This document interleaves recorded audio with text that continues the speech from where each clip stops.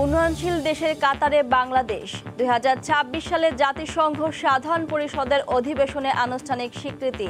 বিকেলে প্রধানমন্ত্রীর সংবাদ সম্মেলন। সিরাজগঞ্জে হাজী কুমরুল গোল চত্বরে হচ্ছে আন্তর্জাতিক মানের ইন্টারচেঞ্জ। বঙ্গবন্ধু সেতু থেকে রংপুর পর্যন্ত হবে 4 লেনের সড়ক, কমবে দুর্ঘটনা। খুলনায় 24 ঘন্টার কর্মবিরতিতে পরিবহন শ্রমিকরা, যাত্রীদের ভোগান্তি। বিএনপির বিভাগীয় সমাবেশ ঘিরে এই অপতৎপরতা, দাবি দলটির নেতাকর্মীদের।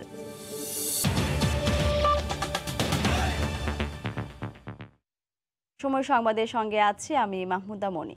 স্বল্পোন্নত দেশের তালিকা থেকে বেরিয়ে এখন উন্নয়নশীল দেশের কাতারে বাংলাদেশ। নিউ ইয়র্কের স্থানীয় সময় শুক্রবার দুপুরে জাতিসংঘ সদর দপ্তরে কমিটি ফর ডেভেলপমেন্ট পলিসির 5 দিন ব্যাপী বৈঠকের সমাপনী দিনে বাংলাদেশকে উন্নয়নশীল দেশে পদার্পণের সুপারিশ করা হয়। এর ফলে 2026 সালে জাতিসংঘ সাধারণ পরিষদের অধিবেশনে বাংলাদেশ মধ্যম আয়ের দেশের স্বীকৃতি পাবে। এলডিসি থেকে উত্তরণের বিষয়ে আজ বিকেলে ভার্চুয়াল সংবাদ সম্মেলনে বক্তব্য রাখবেন প্রধানমন্ত্রী শেখ হাসিনা। নিউ ইয়র্কে জাতিসংঘের সদর দফতরে কমিটি ফর ডেভেলপমেন্ট পলিসির বৈঠকের সমাপনী দিন ছিল শুক্রবার। ভার্চুয়ালি অনুষ্ঠিত এ বৈঠকে স্বল্পোন্নত দেশগুলোর বর্তমান অবস্থান নিয়ে আলোচনা হয়। এ সময় বাংলাদেশকে স্বল্পোন্নত দেশের তালিকা থেকে বেরিয়ে যাওয়ার সুপারিশ করা হয়। জানানো হয় মাথাপিছু আয়, মানব সম্পদ সূচক এবং অর্থনৈতিক ভঙ্গুরতা এ 3টে সূচকে শর্ত অনুযায়ী উন্নতি করায় জাতিসংঘের সুপারিশ পেয়েছে বাংলাদেশ। এর ফলে প্রয়োজনীয় আনুষ্ঠানিকতা শেষে উন্নয়নশীল দেশের স্বীকৃতি পাবে বাংলাদেশ, যদিও চূড়ান্ত স্বীকৃতি পেতে কয়েক বছর লাগতে পারে বলে মনে করা হচ্ছে। বর্তমানে বিশ্বের 46টি দেশ স্বল্পোন্নত দেশের তালিকায় রয়েছে। 1975 সাল থেকে এ তালিকায় ছিল বাংলাদেশ।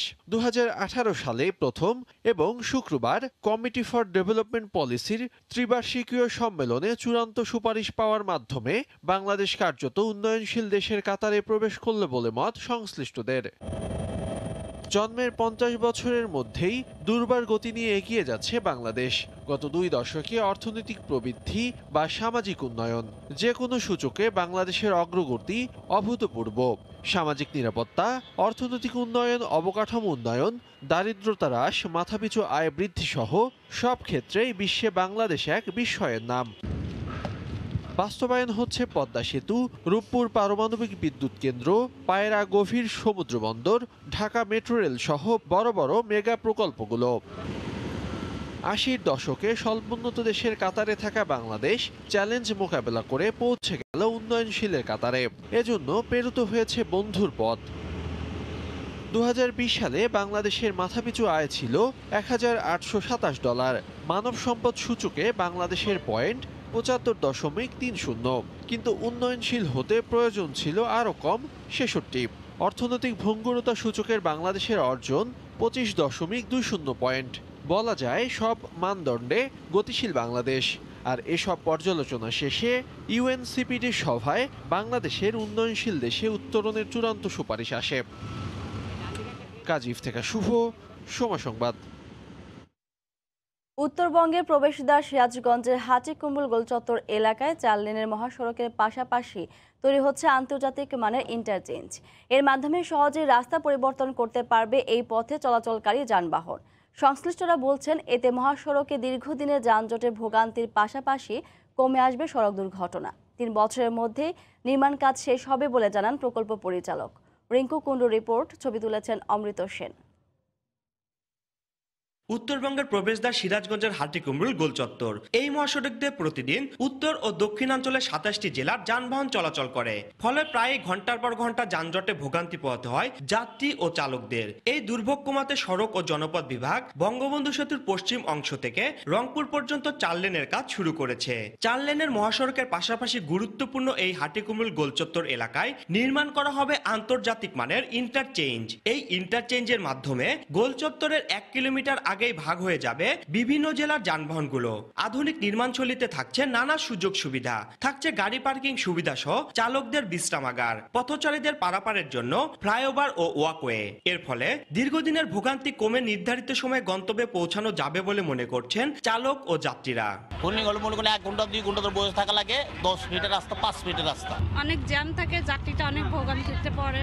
এটা যদি 4 লেন হয় তাহলে গাড়ি যানজটও হবে না এবং সহজে গাড়িগুলো ওভারটেক করতে পারবে। আন্তর্জাতিক মানের এই ইন্টারচেঞ্জে দূরপাল্লার যানবাহনের পাশাপাশি ধীরগতির পরিবহনের জন্য থাকছে আলাদা লিংক রোড। এতে খুশি স্থানীয়ভাবে চলাচলকারী পরিবহনের চালকেরা। ছোট গাড়ি মহাসড়কে উঠতে দেয় না, আবার যে বাইপাস রাস্তা হলে আমাদের চলাচলের একটু সুবিধা হবে। প্রকল্পটি বাস্তবায়ন হলে উত্তরবঙ্গের পরিবহন ব্যবস্থায় গতি আসবে বলে মনে করেন বাস মালিক সমিতির নেতা। যোগাযোগ ব্যবস্থা আমাদের মান বেড়ে যাবে, পাশাপাশি দুইটাই যে ঈদ আছে সেই ঈদে দেখা যায় আমাদের যানজট হয় সেটার থেকে আমাদের সাধারণ জনগণ মুক্ত হবে। হাটিকুমরুল ইন্টারচেঞ্জের মাধ্যমে যোগাযোগ ব্যবস্থা সহজ হওয়ার পাশাপাশি গতিশীল হবে আর্থসামাজিক উন্নয়ন বলে জানান প্রকল্প পরিচালক। এই টোটাল ট্রাফিক সিস্টেমটাকে আনইন্টারাপ্টেড রাখতে চাই, যাতে কোথাও কোনো গাড়িকে থেমে থাকতে না হয়। এশিয়ান ডেভেলপমেন্ট ব্যাংকের সহযোগিতায় প্রায় 700 কোটি টাকা ব্যয়ে এই ইন্টারচেঞ্জ নির্মাণ করা হবে। 2024 সালের মধ্যে নির্মাণ কাজ সমাপ্ত হবে বলে জানিয়েছেন প্রকল্প সংশ্লিষ্টরা। রিঙ্কু কুন্ডু, সময় সংবাদ, সিরাজগঞ্জ। পূর্ব ঘোষণা ছাড়াই খুলনায় পরিবহন মালিক ও শ্রমিকদের ডাকা 24 ঘন্টার কর্মবিরতি চলছে। এতে ভোগান্তিতে পড়েছেন সাধারণ মানুষ। অঘোষিত এই কর্মসূচিতে খুলনা থেকে দেশের 18 রুটে যাত্রীবাহী বাস চলাচল বন্ধ রয়েছে। শ্রমিক নেতাদের দাবি, খুলনা মালিক সমিতির সঙ্গে সাতক্ষীরা মালিক সমিতির দ্বন্দ্বের জেরে পূর্ব ঘোষিত আলটিমেটাম অনুযায়ী এই কর্মবিরতি পালন করছেন তারা। আজ সন্ধ্যা 6টা পর্যন্ত এই কর্মসূচি চলবে বলে জানান শ্রমিক নেতারা। হঠাৎ করে চলা এই কর্মবিরতি ভোগান্তিতে ফেলেছে জরুরি প্রয়োজনে যাত্রা করা সাধারণ মানুষকে। বিশেষ করে চিকিৎসা সহ নানা প্রয়োজনে বেনাপোল হয়ে ভারতে যাওয়া বাংলাদেশিদের চরম দুর্ভোগ পোহাতে হচ্ছে। তবে বিএনপি নেতাদের দাবি, দলটির বিভাগীয় সমাবেশ ঘিরে এই অপতৎপরতা চালানো হচ্ছে।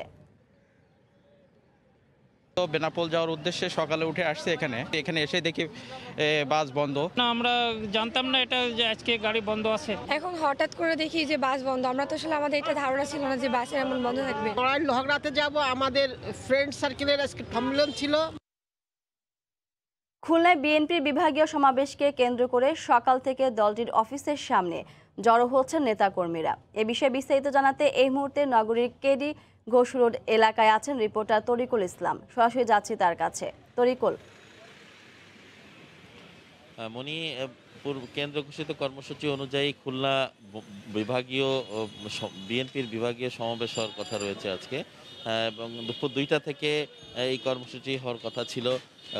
খুলনার শহীদ হাদিস পার্কে এই অনুমতি চেয়েছিল খুলনা মহানগর বিএনপির পক্ষ থেকে, কিন্তু এখনো পর্যন্ত কোনো অনুমতি মেলেনি। আর যে কারণে আমরা মহানগর বিএনপির সভাপতি নজরুল ইসলাম মঞ্জুর কাছ থেকে আমরা যেটি জানতে পেরেছি যে তিনি আমাদেরকে জানিয়েছেন যে হাদিস পার্কে যেহেতু অনুমতি মেলেনি বিভাগীয় মহাসমাবেশের, সে কারণে দলীয় কার্যালয়ের সামনে তারা হয়তো সমাবেশের আয়োজন করতে যাচ্ছে। তো আমরা এই মুহূর্তে যেটি দেখতে পাচ্ছি যে বিএনপি কার্যালয়ে মূলত এখানে পুলিশের অবস্থান রয়েছে এবং নেতাকর্মীদের তেমন একটা ভিড় আমরা দেখতে পাচ্ছি না কেডি ঘোষ রোডের বিএনপি দলীয় কার্যালয়ে। তবে বিএনপি নেতৃবৃন্দ আমাদেরকে যেটি জানিয়েছেন যে কেন্দ্রীয় নেতৃবৃন্দ যেহেতু এখানে উপস্থিত হবেন এবং বিভিন্ন জায়গায় যে মেয়র প্রার্থীরা ছিলেন তারা এখানে উপস্থিত হবেন। ঢাকা উত্তর এবং দক্ষিণের যে মেয়র প্রার্থী তাবিদ আওয়াল, ইশরাক, এছাড়া ব্যারিস্টার শাহজাহান ওমর, তিনি প্রধান অতিথি হিসেবে এখানে উপস্থিত থাকবেন বিএনপির কেন্দ্রীয় নেতা। সব মিলিয়ে তারা যে বিষয়টি বলছেন যে সেই কারণেই এখানে সমাবেশটা তারা করতে চায় এবং এক্ষেত্রে পুলিশের অনুমতি তারা চেয়েছেন, কিন্তু এখনো পর্যন্ত পুলিশের পক্ষ থেকে কোনো সাড়া মেলেনি। এবং আমরা পুলিশ সূত্রে যেটি জানতে পেরেছি, গতকাল রাতে পুলিশ কমিশনার খুলনা মেট্রোপলিটন পুলিশের তিনি আমাদেরকে টেলিফোনে জানিয়েছিলেন যে তারা ইনডোরে তারা প্রোগ্রাম করার অনুমতি দিবেন, কিন্তু এর বাইরে তারা সমাবেশ করার বা কোনো সভা সমাবেশ করার কোনো অনুমতি তারা দিবেন না বলে আমাদেরকে জানিয়েছেন। এক্ষেত্রে বিএনপি নেতাকর্মীরা কিন্তু দলীয় কার্যালয়ের এখানে ধীরে ধীরে ভিড় করতে শুরু করেছে। এবং এর বাইরে একটি খবর আমরা জানিয়ে রাখি যে এই মহাসমাবেশকে কেন্দ্র করে কিন্তু এখানকার খুলনায় কিন্তু পরিবহন শ্রমিকদের একটি কর্মবিরতি চলছে, যে কারণে খুলনা থেকে দূরপাল্লার কোনো পরিবহন এখান থেকে ছেড়ে যাচ্ছে না, এবং এই অভিযোগটি করেছেন খুলনা বিএনপির নেতৃবৃন্দ। এবং এছাড়া বিএনপি নেতৃবৃন্দ অভিযোগ করেছেন যে তাদের সমাবেশকে বানচাল করতে মূলত বিভিন্ন ধরনের পদক্ষেপ নিয়েছে পুলিশ প্রশাসন। তো সব মিলে এই ছিল আমার কাছে খুলনা বিএনপি কার্যালয়ের সামনে থেকে খুলনা বিভাগীয় বিএনপির মহাসমাবেশের সর্বশেষ খবর। খুলনা কেডি ঘোষ রোড এলাকা থেকে আমাদের প্রতিষ্ঠান ও ব্যক্তির নামে ঋণ নিয়ে লোপাট করেছেন পিকে হালদার। দুদকের অনুসন্ধানে উঠে এসেছে এই কোম্পানিগুলোর বেশিরভাগই ভুয়া। বিএফআইইউ এর প্রতিবেদনে প্রতিষ্ঠানগুলোর নামে মঞ্জুরিকৃত ঋণের থেকেও বেশি টাকা তুলে লোপাটের কথা বলা হয়েছে। বাংলাদেশ ব্যাংকের কিছু অসাধু কর্মকর্তাও এতে জড়িত। সেলিয়া সুলতানার রিপোর্ট। 2020 সালে বাংলাদেশ ফাইন্যান্সিয়াল ইন্টেলিজেন্স ইউনিটের প্রতিবেদন বলছে, এনআরবি গ্লোবাল ব্যাংকের পরিচালক থাকা অবস্থায় বাড়ির নামে 3 কোটি টাকা গৃহঋণ নিলেও কোথায় বাড়ি করবেন তা উল্লেখ করেননি পিকে হালদার। লিজিং কোম্পানির নামে এই ঋণের অর্থ সংশ্লিষ্ট সরবরাহকারী প্রতিষ্ঠানের নামে ইস্যু না করে পিকে হালদার তার ব্যক্তিগত হিসেবে 5,68,286 টাকা ছাড় করে নেন, যেখানে বাংলাদেশ ব্যাংকের চেক ব্যবহার করা হয়। ইস্যু করা হয় ব্যাংক এশিয়ায়, অর্থ স্থানান্তরিত হয় পিকে হালদারের হিসেবে, যে হিসেব থেকে পরবর্তীতে 6.5 কোটি টাকা সরিয়ে নেওয়া হয় পিকের মা লীলাবতী হালদারের হিসেবে। একইভাবে আত্মীয় স্বজন ও পরিচিতদের নামে একাধিক ভুয়া কোম্পানি খোলেন পিকে হালদার। এমন অন্তত 40টি প্রতিষ্ঠান ও পক্ষের উল্লেখ রয়েছে বিএফইউর গোয়েন্দা প্রতিবেদনে, যেখানে বেশিরভাগই ভুয়া। এগুলোর মধ্যে সবচেয়ে বেশি ঋণ নিয়েছে সিমটেক্স ইন্ডাস্ট্রিজ লিমিটেড। 121.63 কোটি টাকা ঋণ নেওয়া প্রতিষ্ঠানটি 2016 সালে পিকের ব্যাংক এশিয়ার ব্যক্তিগত হিসেবে 1 কোটি টাকা স্থানান্তর করে। এসব ভুয়া কোম্পানির নামে কিভাবে ঋণ ছাড় দেওয়া হলো তা খুঁজতে গিয়ে নাম আসে বাংলাদেশ ব্যাংকের সাবেক ও বর্তমান কর্মকর্তা। শুধুমাত্র পিকে হালদারের কোম্পানি নয়, এরকম দেখা যাবে যে আরো অনেক বড় বড় কোম্পানির ক্ষেত্রে এই বড় বড় ঋণ প্রস্তাবে অনেক রকমের অনিয়মের ঘটনা ঘটছে, যেগুলো আসলে সঠিক তদন্ত যদি হয় এবং বাংলাদেশ ব্যাংক যদি জোরে সোরে এই বিষয়ে তদন্তে নামে, তাহলে এই প্রমাণ পাওয়া যাবে। দুদক আইনজীবী জানান, দুদকের অনুসন্ধানে ভুয়া কোম্পানির সংখ্যা আরো বাড়বে। কাগজপত্র মনে হচ্ছে অনেকগুলো কোম্পানি ভুয়া, এবং কোম্পানি যেগুলো ভুয়া আমাদের কাছে মনে হচ্ছে হয়তো বা তার সংখ্যাও বাড়তে পারে। এছাড়া দুদকের অনুসন্ধান পিকে হালদারের 10,000 কোটি টাকা অর্থ লোপাট দিয়ে শুরু হলেও এই অঙ্ক আরো বাড়তে পারে বলে মনে করেন সংশ্লিষ্টরা। সেলিয়া সুলতানা, সময় সংবাদ, ঢাকা। সময় সংবাদে আরো থাকছে, আবারও সচিন লারাদের বিপক্ষে খেলবেন সুজন রফিকরা। রোড সেফটি ওয়ার্ল্ড সিরিজে অংশ নিতে ভারতে গেল বাংলাদেশ লিজেন্ড দল। দেখছেন সময় সংবাদ।